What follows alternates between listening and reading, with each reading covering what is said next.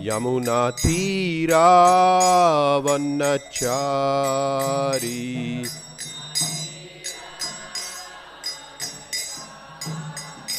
Jaya Radha Madhava Kunja Vihari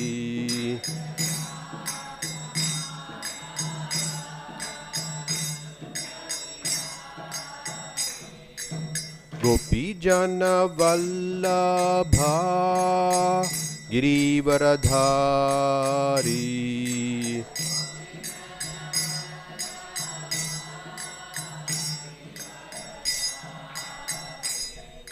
Yashoda Nandana Vrajana Ranjana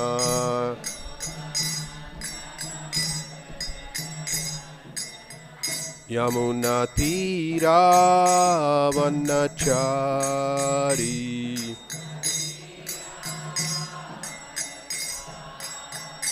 Jaya Radha Madhava Kunja Vihari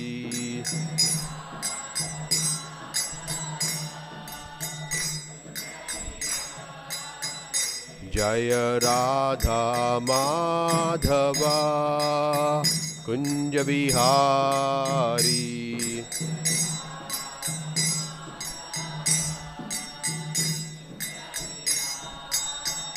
Jaya Radha Madhava Kunja Vihari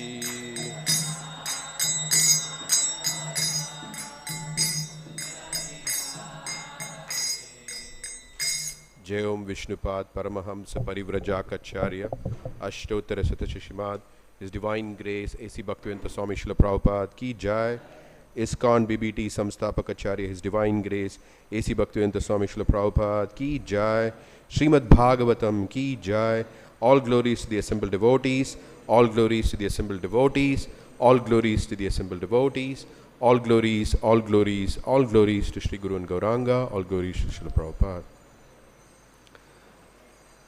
Om Namo Bhagavate Vasudevaya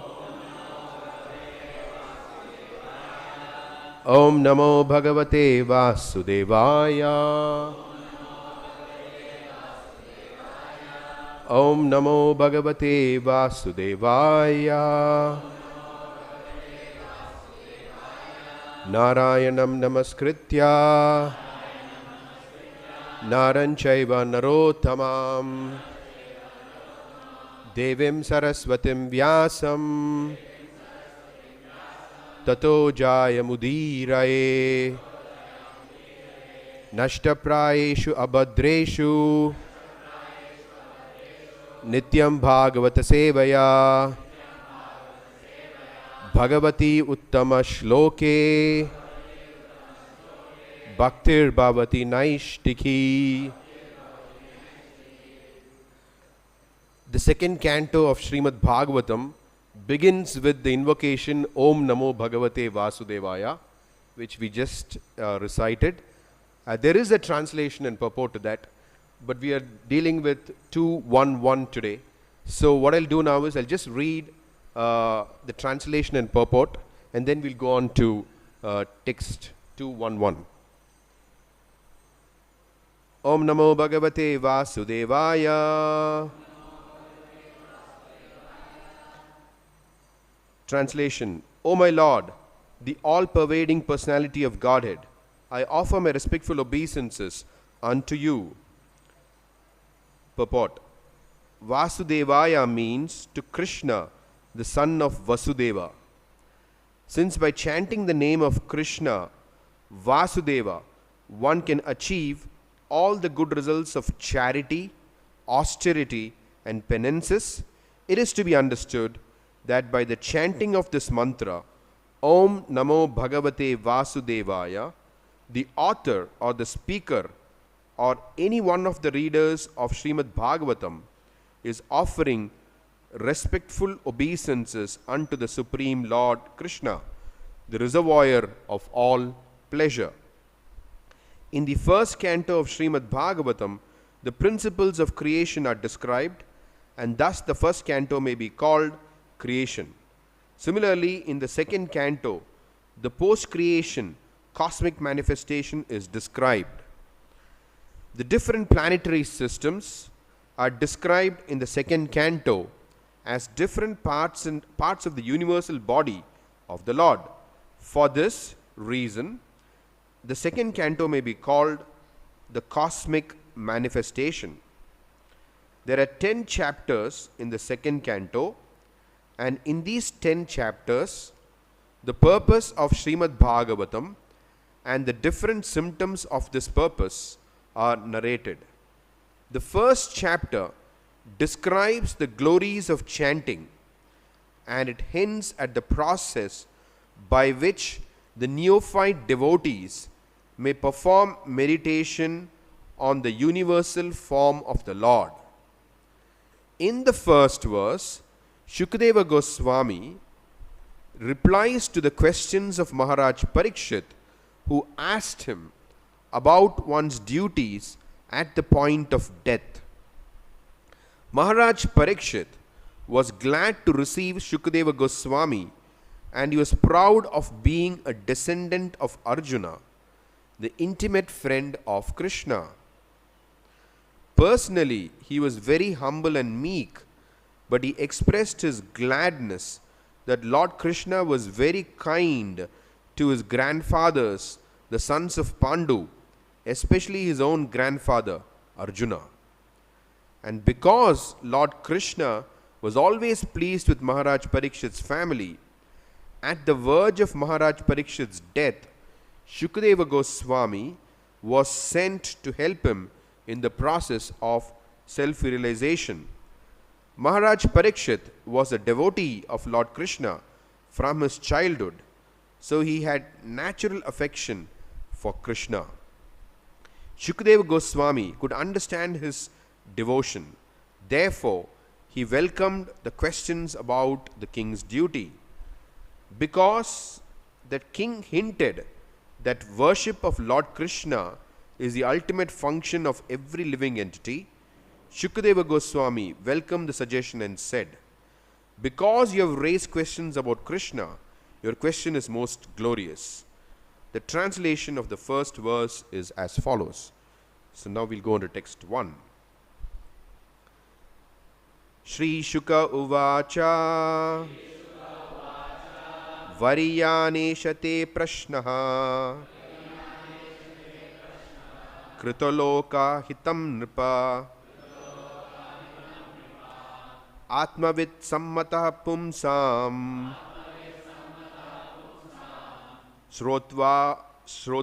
śrotavyā-ādiṣu yah paraḥ. Śrī Śuka uvāca varīyān eṣate praśnaḥ kṛto loka-hitam nṛpa ātmavit-sammataḥ puṁsāṁ śrotavyādiṣu yah paraḥ. Śrī Śuka uvāca varīyān eṣate praśnaḥ kṛto loka-hitam nṛpa ātmavit-sammataḥ puṁsāṁ śrotavyādiṣu yah paraḥ.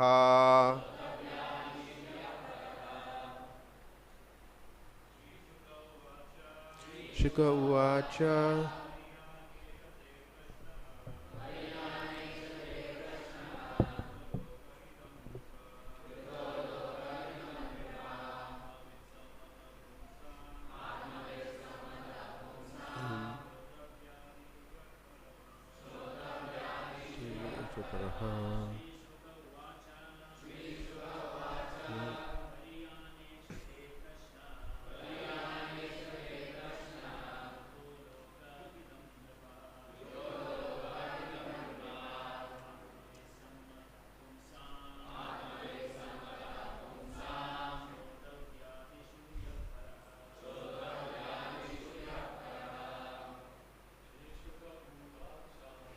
Śuka uvāca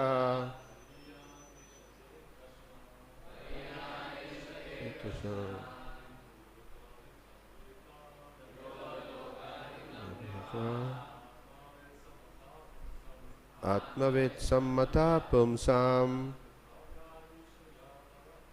śrotavyādiṣu ya paraḥ. Śrī Śukadeva uvāca eṣate praśnaḥ loka-hitaṁ nṛpa ātmavit-sammataḥ puṁsāṁ śrotavyādiṣu ya paraḥ.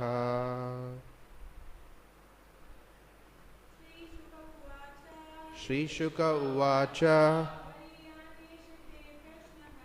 varīyān eṣate praśnaḥ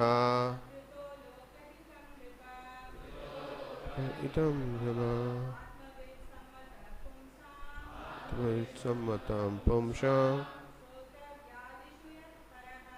śrotavyādiṣu paraḥ. Śrī Śukadeva eṣate praśnaḥ kṛto loka-hitam nṛpa ātmavit-sammataḥ puṁsāṁ śrotavyādiṣu ya paraḥ. Śrī Śukadeva uvāca. Śrī Śukadeva Gosvāmī said,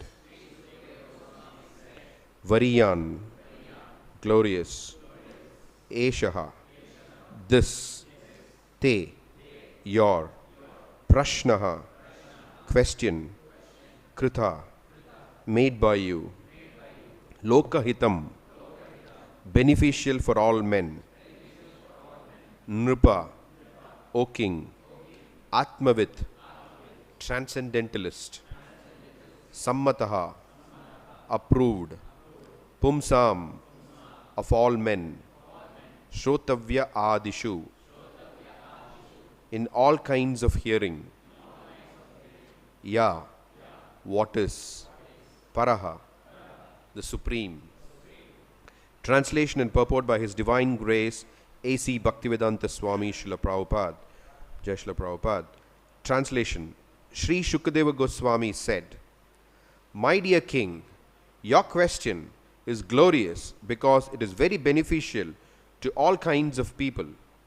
The answer to this question is the prime subject matter for hearing, and it is approved by all transcendentalists. Purport. Even the very question is so nice that it is the best subject matter for hearing. Simply by such questioning and hearing, one can achieve the highest perfectional stage of life. Because Lord Kṛṣṇa is the original Supreme Person, any question about Him is original and perfect. Lord Śrī Caitanya Mahāprabhu said that the highest perfection of life is to achieve the transcendental loving service of Krishna. Because questions and answers about Krishna elevate one to that transcendental position, the questions of Mahārāja Parīkṣit about Krishna philosophy are greatly glorified. Mahārāja Parīkṣit wanted to absorb his mind completely in Krishna, and such absorption can be effected simply by hearing about the uncommon activities of Krishna. For instance, in the Bhagavad-gītā, it is stated that simply by understanding the transcendental nature of Lord Kṛṣṇa's appearance, disappearance and activities, one can immediately return home back to Godhead and never come back to this miserable condition of material existence. It is very auspicious, therefore, to hear always about Krishna. So Mahārāja Parīkṣit requested Śukadeva Gosvāmī to narrate the activities of Krishna so that he could engage his mind in Krishna. The activities of Krishna are non-different from Krishna himself. As long as one is engaged in hearing such transcendental activities of Krishna, he remains aloof from the conditional life of material existence. The topics of Lord Krishna are so auspicious that they purify the speaker, the hearer, and the inquirer. They are compared to the Ganges waters which flow from the toe of Lord Krishna. Wherever the Ganges waters go, they purify the land and the person who bathes in them. Similarly, kṛṣṇa-kathā, or the topics of Krishna, are so pure that wherever they are spoken, the place, the hearer, the inquirer, the speaker, and all concerned become purified. Thus ends the Bhaktivedanta purport to Canto 2, Chapter 1, Text 1, in the matter of the first step in God realization. Om Ajnana-timirandasya Jnananjana-shalakaya Chakshurunmilitam Yena Tasmai Shri Gurave Namaha. Śrī Caitanya Manobhishtam Sthapitam Yena Bhutale Swayam Rupa Kadamahyam Dadati Swapadantikam. Vandeham Shri Guru Shiyuta Padakamalam Shri Gurun Vaishnavamscha Shri Rupam Sagrajatam Sagana Raghunathan Vitam Tam Sajivam Sadvaitam Savadutam Parijana Saitam Krishna Chaitanya Devam Shri Radha Krishna Padan Sagana Lalita Shri Vishakan Vitamscha Nama Om Vishnu Padaya Krishna Preshtaya Bhutale Srimate Jayapataka Swaminiti Namine Nama Acharya Padaya Nitai Kripa Pradayine Gaurakatha Damadaya Nagragramatarine Nama Om Vishnu Padaya Krishna Preshtaya Bhutale Srimate Gopi Paranadhanadase Iti Namine Nama Om Vishnu Padaya Krishna Preshtaya Bhutale Srimate Bhaktivedanta Swaminiti Namine Namaste Saraswate Deve Gauravani Pracharine Nirvishesha Shunyavadi Pasyatya Deshatarine Vanchakalpatarubhyascha Kripasindubhya Evacha Patitanam Pavanebhyo Vaishnavebhyo Namo Namaha. Jai Shri Kṛṣṇa Caitanya Prabhu Nityananda Shri Advaita Gadadhara Shrivasadi Gaura Bhakta Vrinda. Hare Krishna Krishna Krishna Hare Hare Hare Rama Rama Rama Hare Hare. Mukam karoti vācālam pangum langāyate giram yatkripatamaham vande Shri Gurunitarinam yatkripatamaham vande Paramanandamadhavam Shri Caitanya Ishwaram Kathanchana smrte yasmin dushkaram sukaram bhavet vishmrite viparitam syat Shri Caitanyam namamitam. So before I begin today, there are many venerable superiors in this class. His Holiness Bhakti Vigna Vinasha Narasimha Maharaj is here, and there are several others. So I would like to seek their blessings so that I may speak something which gives them and all of you some pleasure in Krishna Bhakti.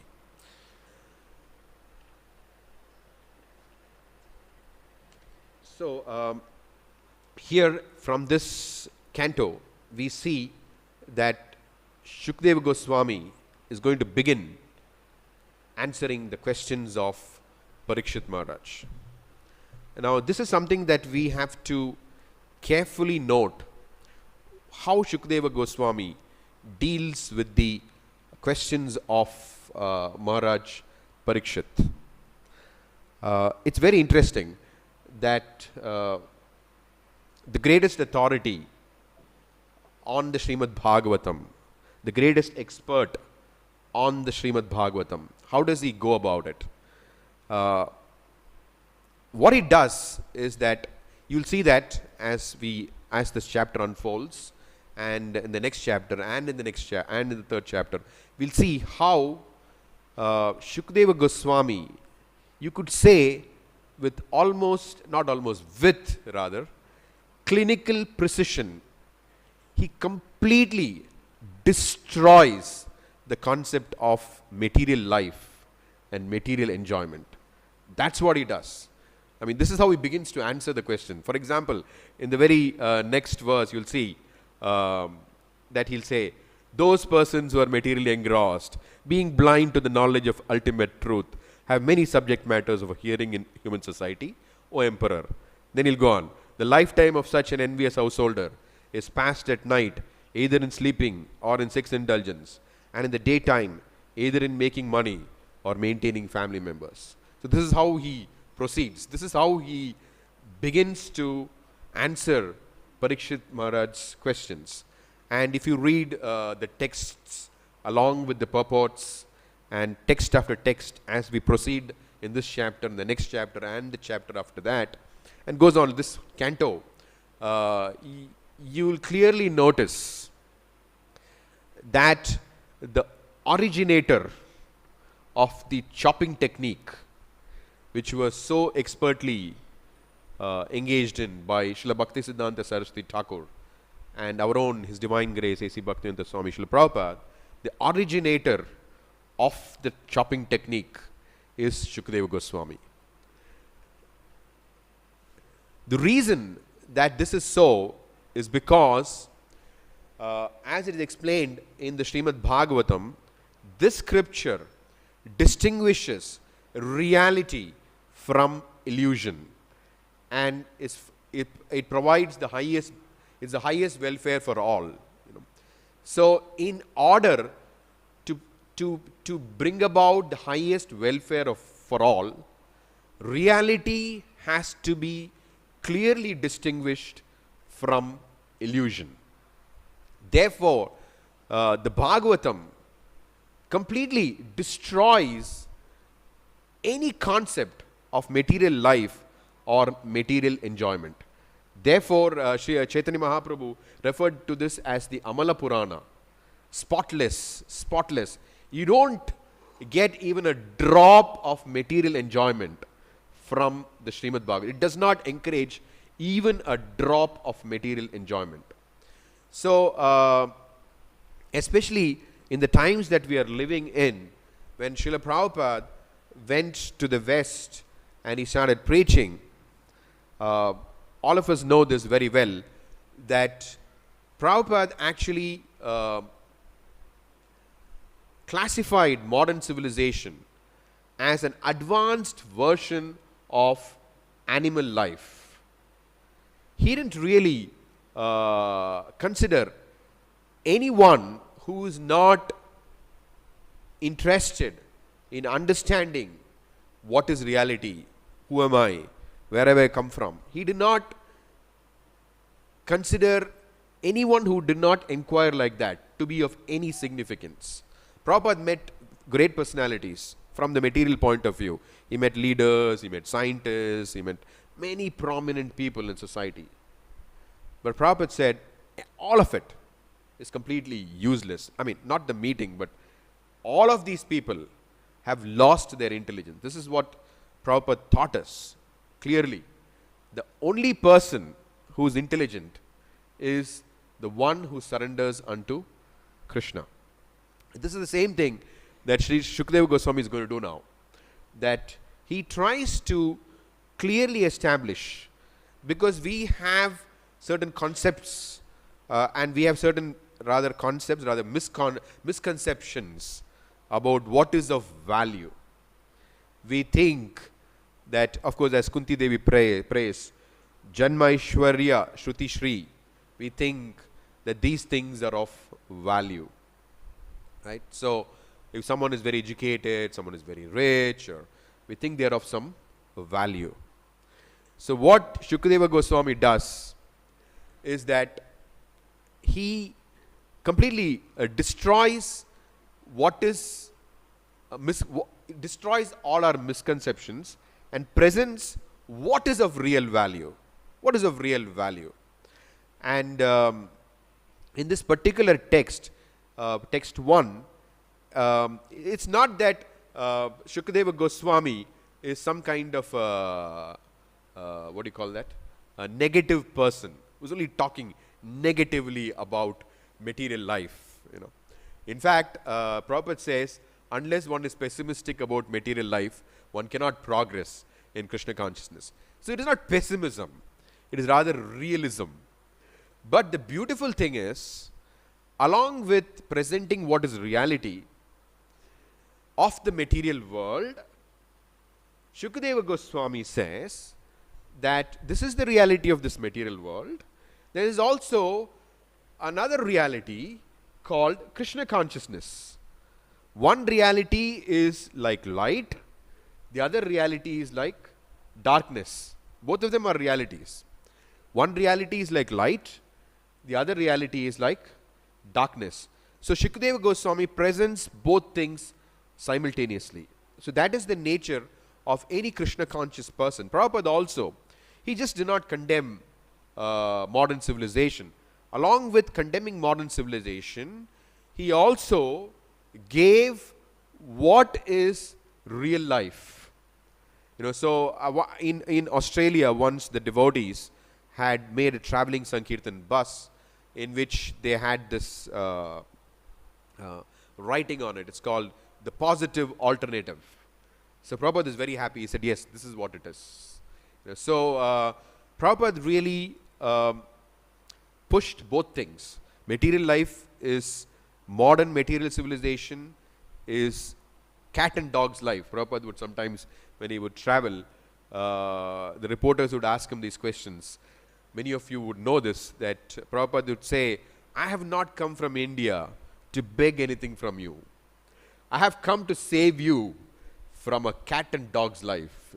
Prabhupada is clear. This is my purpose. I've come to save you from a cat and dog's life.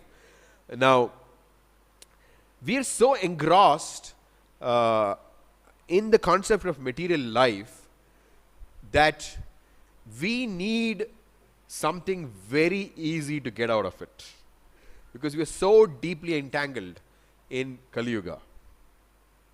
And what can be more easier than just hearing? Just hearing. I mean, sometimes I find it very difficult to believe. How is this possible? Just hearing, just sitting in a class, just hearing. That's it. That is it. In fact, in the conversation with Chaitanya Mahāprabhu, Ramananda Roy, when Chaitanya Mahaprabhu asks him, what is the highest goal of life? Ramananda Roy presents so many different things. Sarva Dharman Parite, so many things he presents. Finally, when Ramananda Roy presents, Sthane Sita Shruti-gatam Tanuvan Mano, when he says Sanmukaritam Bhavadiya Varta, whatever your position is, Sanmukaritam Bhavadiya Varta, just by hearing, in this material world, nobody can achieve anything just by hearing. You just hear, that's all. It's something materially inconceivable. To achieve something, just by hearing can someone achieve it? But the glory of Krishna consciousness is, just like Parīkṣit Maharaj, he just heard, that's it. Of course, then we may wonder why we can also not just hear, why do we do other things? And but the question is, are we qualified to be like Parīkṣit Maharaj? When he heard, he gave up even eating, sleeping, nothing. It's just hearing. If you're not to that degree, then we cannot do that. But nevertheless, the point is that just the process of hearing, like all of us are here in the Bhagavatam class, just this process of being in the Bhagavatam class is purification of the heart. In fact, in the shloka, Srila Prabhupada mentions how the Ganges water, he gives the analogy of the Ganges water, rather the reality of the Ganges water. Wherever the Ganges waters go, they purify the land and the person who bathes in them.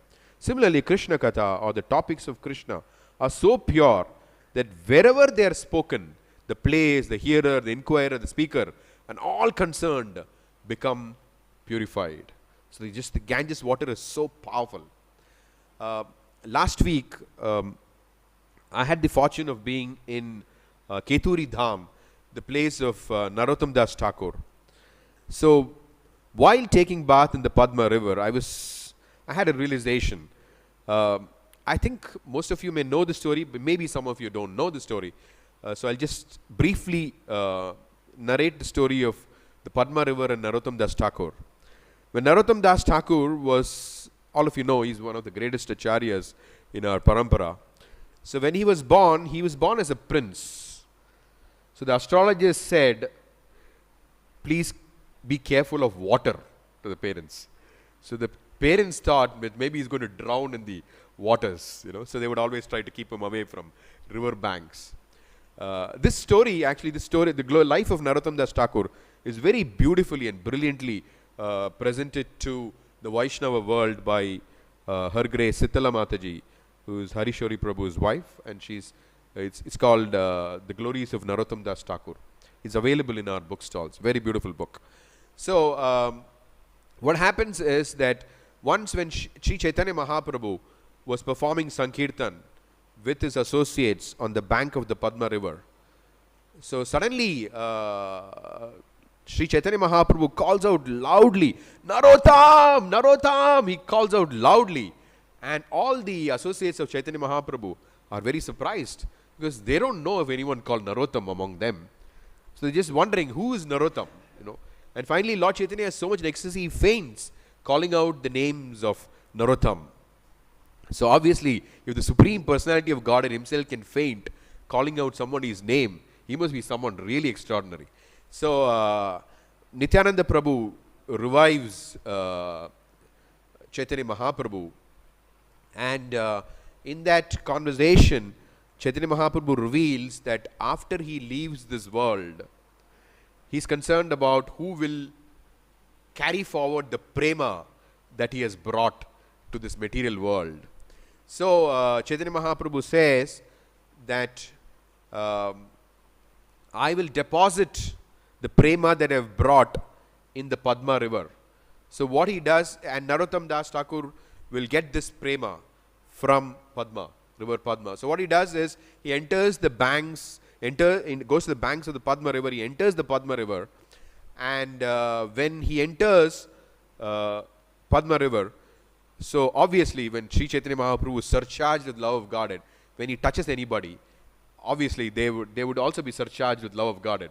So river Padma begins to swell and she begins to overflood, and breach her banks, and then she personally appears and asks Chaitanya Mahaprabhu, "What can I do? How shall I serve you?" And Chaitanya Mahaprabhu hands her a pot of golden pot of Krishna Prema, and he said, "Please preserve this carefully, and my great devotee Narottam Das will come here, and when he comes to take bath in this in your waters, please hand him this prema." So then she asks him, "How will I know who is Narottam?" So then Chaitanya Mahaprabhu says, "Just like when I entered your waters, you became ecstatic, the waters began to swell and you began to breach the banks, and overflood. When Narottam enters, similarly, the same phenomenon would happen again." So when finally Narottam Das Thakur, when he was a kid, that the parents tried a lot to prevent him from entering any water, going near any water, because they thought he's going to drown in the water. Little did they know that something even more dangerous than drowning is there. So then finally he escapes from home, and when he was about 11 or 12, he goes to the Padma river and he enters the waters of the Padma. And just as Chaitanya Mahaprabhu had said, the Padma begins to swell and breach her banks and overflood, and so she understands this is Narottam. So she comes and gracefully hands over the pot of prema to Narottam. And when Narottam gets that prema, it is explained that he was dark complexion, but suddenly he turns into molten gold, the color of gold, golden color.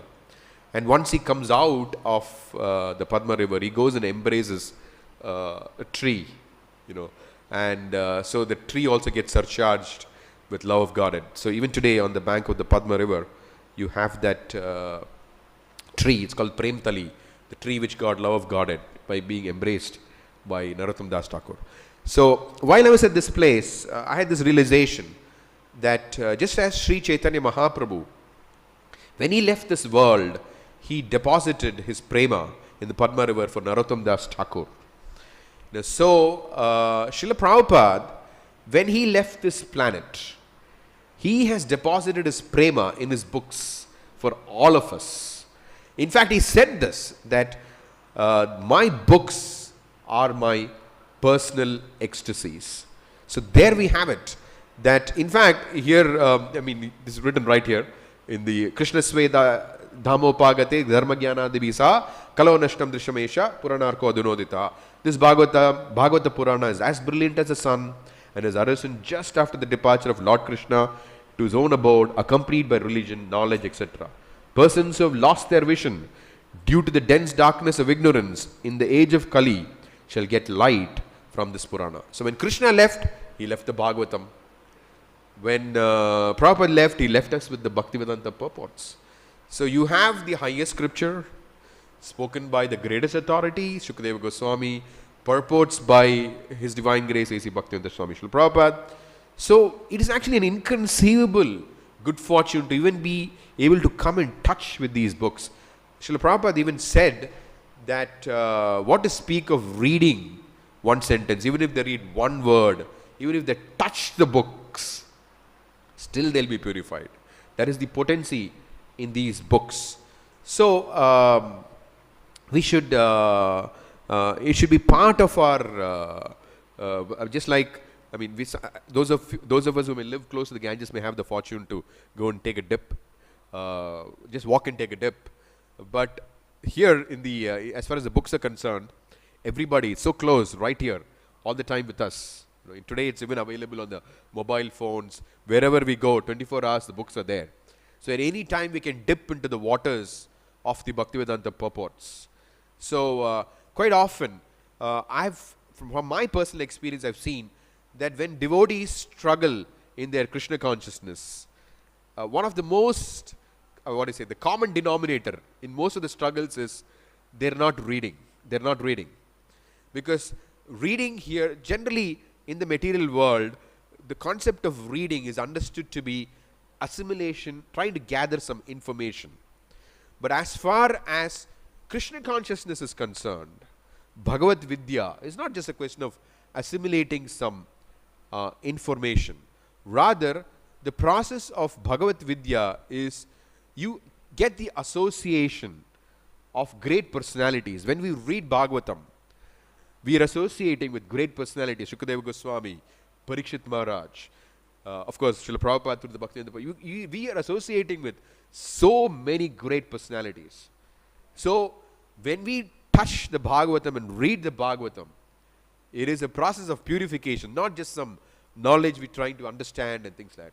We just, the very fact that we touch the Bhagavatam and try to just simply read it. So the words from the great devotees enter our consciousness and purify our consciousness. We may not even understand them. Like when Prabhupada was requested about, of course Prabhupada's purports are very simple to understand, but even if some purports are difficult to understand, like Prabhupada is asked about Srila Bhaktisiddhanta Saraswati Thakur, his Brahma Samhita. That's one of the only books that was printed in English during Prabhupada's time. Other books were printed in Bengali. You don't have Bhaktisiddhanta Saraswati Thakur's English. He did not write in English in the Srimad Bhagavatam. He did not give an English commentary to the Bhagavatam or Bhagavad-gītā or anything for that matter, except the Brahma Samhita. So Prabhupada wanted to keep it as it is. So some disciples requested Prabhupada, the words of Bhaktisiddhanta Saraswati Thakur are very difficult to understand. The materialistic demeanor cannot stretch to the transcendental autocrat who's, anyway, I forget the full. So it's like the words, the density of the words, the meaning, you know. So it was difficult to decipher. So then they said, Prabhupada, could you write a purport on the Brahma Samhita? Prabhupada said, because we don't understand. Prabhupada said, no, my Guru Maharaj's Brahma Samhita is enough. Even I don't understand. But just keep reading it, you will understand. So this is the process that that we, even if we don't understand some purport, or we don't understand all the connections sometimes, or the chronology, or it doesn't matter. These things will automatically be revealed. So we just have to take it that this is our good fortune, a great fortune. And you have Bhagavatam, you have Śukadeva Gosvāmī, you have Srila Prabhupada. What more can we expect? You know, you cannot have a good fortune just by hearing. I mean, just imagine that. Just by hearing, we can get purified and advance in Krishna consciousness. I mean, there's no such thing in the material world. Just by you go hear a seminar, that's it, finished. No, you go hear a seminar, then you do so many things. But here, just by hearing, you can get fully purified. Of course, if we are not like Parīkṣit Maharaj, still a great amount of purification happens by the process of hearing. So, this is the glory of bhakti. Because Prabhupada explains in this purport, text 1 purport, very clearly. Why does that happen? Because Krishna, there is no difference between the Bhagavatam, the words of Bhagavatam and Krishna. Hearing about Krishna is the same as associating with Krishna. Because he is absolute. He is absolute. There is no difference whatsoever. So the full benefit of personally seeing Krishna is also, and being with Krishna is also available through the hearing and studying and the Srimad Bhagavatam in the assembly of devotees. So this is our fortune, that in fact Bhaktisiddhanta Saraswati Thakur says that there has never been and there will never be in the future such benefactors, which means such persons of magnanimity and the highest merit like Chaitanya Mahaprabhu's followers. Only once in a day of Brahma, that's an inconceivable amount of time. Somehow we are fortunate to be in that day of Brahma when Krishna appeared, and the subsequent Kali Yuga where Śrī Caitanya Mahāprabhu has appeared. So therefore we should be careful, because hundreds and thousands of ages and millennia people have spoken about all the other processes, jnana and karma and all these things going on. So we should be very careful in that if we want to finish our business in one lifetime, as Prabhupada wanted us, as the Acharyas want us, we should be very careful not to be distracted by the attractions of this material world. In fact, the Kali Yuga, the distraction is the highest. At the same time, the benefit is also the highest. The facility for advancement is also the highest. The distractions also are the highest. And it's very easy to get carried away by the distractions. And it always begins with, oh, material world is not so bad after all. Maybe the materialistic world, there are also some good people in this world. But what is good, what is bad, we need to understand from the perspective of Bhagavatam. Anyone who has not surrendered to the Supreme Personality of Godhead, Krishna, has lost his intelligence and is not worth associating with. That does not mean, however, that we disrespect anyone. In fact, Prabhupada taught us that the Vaishnavas respect even an ant, what to speak of human beings. So if Vaishnavas can respect the four-legged animals, why not the two-legged animals who are human beings? But we should understand the two-legged human beings, that's all. The moment you start thinking that they are anything other than polished animals, then we are in trouble. Then we think we are they're human beings, then maybe they have something good. It all begins with that. It leads to a whole series of fall downs. So finally, before we even realize, we're lost completely. So we should be very careful that we should see the world through the eyes of Śukadeva Gosvāmī, through the eyes of Srila Prabhupada. And they're very clear, very clear. You don't find, if you can try this. Try to find one place where Prabhupada appreciates anyone, even one, he doesn't, not even a little bit, he does not appreciate anyone who is not practicing pure devotional service. Nothing. He'll respect them, he will deal with them respectfully, but you don't hear even a small word of appreciation. So this is Srila Prabhupada. So this is something which we should be very careful about. If we think that there's anything of value in this material world, including its people, then we have lost our intelligence. So we need to train our intelligence through the Srimad Bhagavatam. The problem has been that sometimes in the history of our movement, we have knowledge, then we have how to use the knowledge. So if we have the knowledge that you have only two-legged animals in this world, and also as Dushkritana, Muda, and whatever Prabhupada says, in fact what Krishna says, which Prabhupada repeats, we have the knowledge, yes, but how do we use that knowledge? If we use that knowledge in the mode of ignorance, then we are in great trouble, because that means that we have not got free from we have not understood Prabhupada's teachings. This knowledge is there for us to be afraid of Maya, to keep away from Maya, and for us to feel compassionate about the situation. So it is for us to keep away from Maya and to feel compassionate about the situation, so that we go out and help these people. It is meant to evoke a sense of compassion. It is not meant to evoke a sense of superiority. But the problem is the knowledge has to be there. If the knowledge is hidden, finished, then we'll completely get lost. The knowledge has to be there.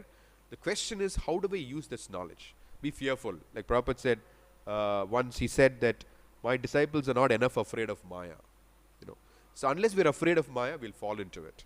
So you should be really careful, because the Bhagavatam is saying, in fact, later on, you'll see in the 3rd chapter of the, Srimad Bhagavatam, I just wanted to read a few verses which all of us know. In fact, I was reading this book, I'll Build You a Temple. And Prabhupada says that the theme of the motto of the Krishna conscious movement is one of these verses, which Shukadeva Gosvāmī speaks in the 3rd chapter of the 2nd canto. I'll just read it. All of you know this, but I'll just read, just to hear. We'll close the class by just hearing the words of Shukadeva Gosvāmī. I won't speak on that because there are too many things to speak on that. I'll just go through that from the 3rd chapter.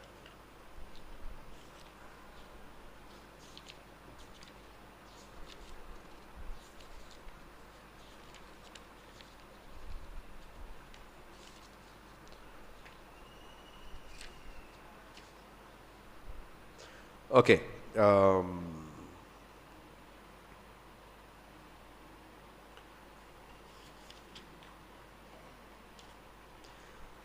Text 17. Both by rising and by setting, the sun decreases the duration of life of everyone, except one who utilizes the time by discussing the topics of the all-good personality of Godhead. Text 18. Do the trees not live? Do the bellows of the blacksmith not breathe? All around us do the beasts not eat and discharge semen?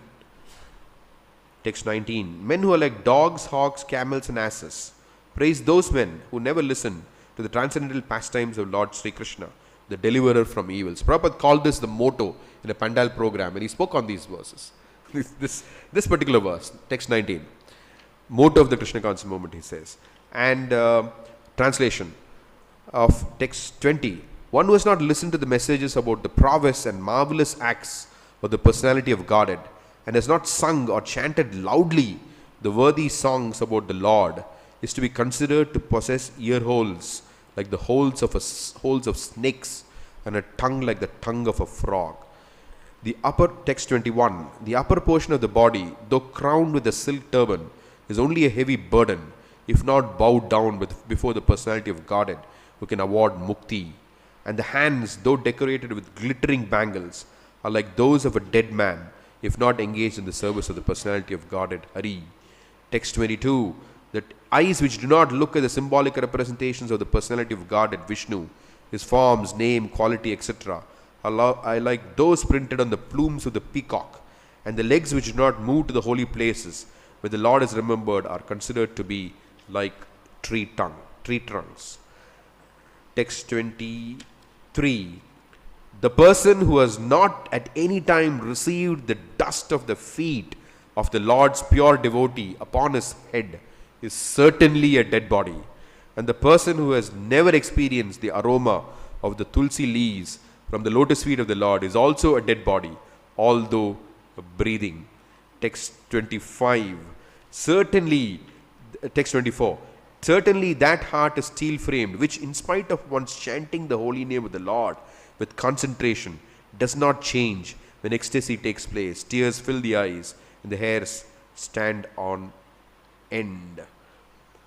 So we can see this, that this, look at this, simultaneously the glory of, in these verses, the glory of pure devotional service is stressed, at the same time materialistic life is condemned. This is the combination that we have to always keep in mind. Okay, I think I'll stop here. Since we have 5 more minutes, we can have some comments or questions.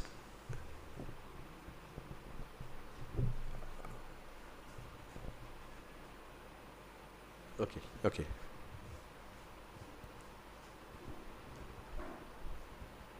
For some devotees, years and years of sadhana bhakti and chanting rounds and going and hearing about Krishna, reading the books, and they're just somehow they're not able to break into love of God. They have? It's just not working for them. They're not getting love of God. So how do you get like the love of God in a little pot coming down the river? Okay, so good question. In the preface to the Nectar of Instruction, Prabhupada explains that advancement in Krishna consciousness depends on the attitude of the follower. So even though one may be practicing sadhana bhakti, if one does not practice it with the proper attitude, then advancement becomes slow. So the attitude is that we sing daily in the Guru Puja, Guru Mukha Padma Vakya Chitete Kori Aikya Arna Kori Ho Mane Asha.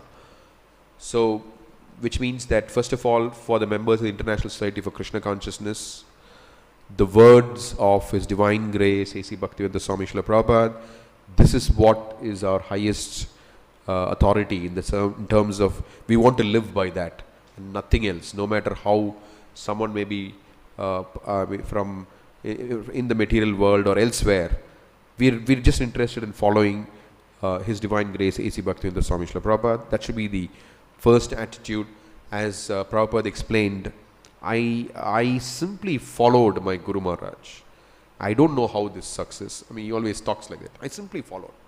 So that is the attitude that a devotee should have. In fact, Prabhupada is very proud of that, his disciples for that. He said, my disciples, they may not know, they may not come from Vedic backgrounds, they don't know so many different things, but they have one great quality. Whatever I say, they do.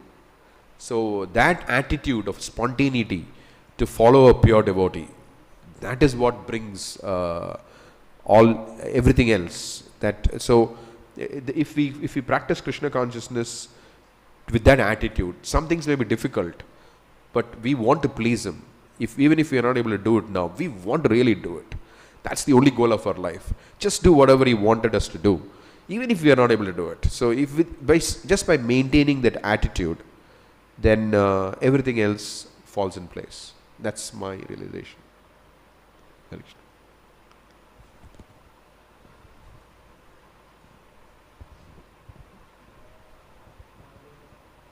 Krishna Prabhuji, thank you very much for your wonderful class. Sitting in this august audience, I was just thinking, Srila Prabhupada's the Bhaktivedanta purports are definitely the guiding lights for the age of Kali. Yes. For the next 10,000 years, this is going to be the guiding light, and further for infinity. But to understand the Bhaktivedanta purports, it is in the heart of a devotee. So the contribution of Srila Prabhupada, as we say, are his books. But equally important are his disciples, because the supreme secret is in the heart of a devotee. So unless we beg it from Srila Prabhupada's disciples, Bhaktivedanta purports would not reveal to us. You're partially correct, partially wrong.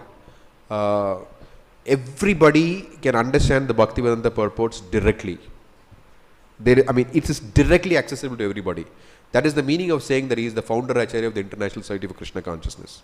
Everyone has a direct relationship with Srila Prabhupada. And also through his followers. It does not have to be only disciples of Prabhupada, it could be others also. So we have a relationship with Prabhupada directly and through his followers.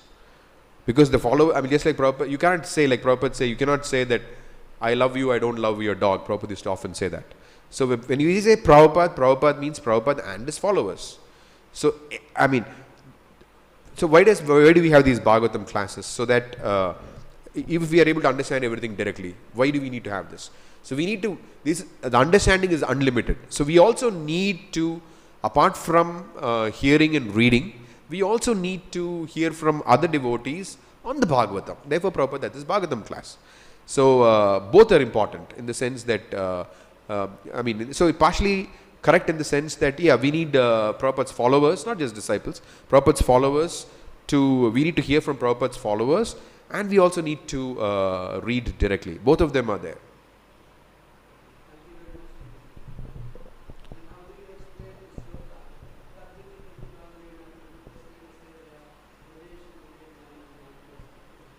Yes. So we have to,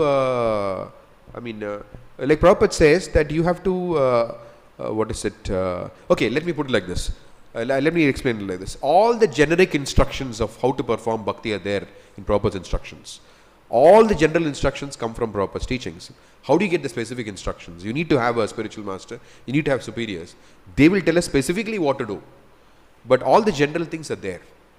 So in that sense, it is not that some follower of Prabhupada can come up and say something different from Prabhupada's general instructions. Like for example, we follow the morning program. We attend Mangalarti. Not that tomorrow somebody can say, instead of attending Mangalarti, you can chant your rounds or read Bhagavatam. No. Although it is devotional service, no one in ISKCON can say that. Prabhupada has created a specific formula. So we have to follow that formula. That is general for all members. Specific instructions you receive from your specific authorities, Guru and other superiors. Srimad Bhagavatam, it's time, so I'll stop here. If there are any questions, you can talk to me after class. Srimad Bhagavatam ki jai.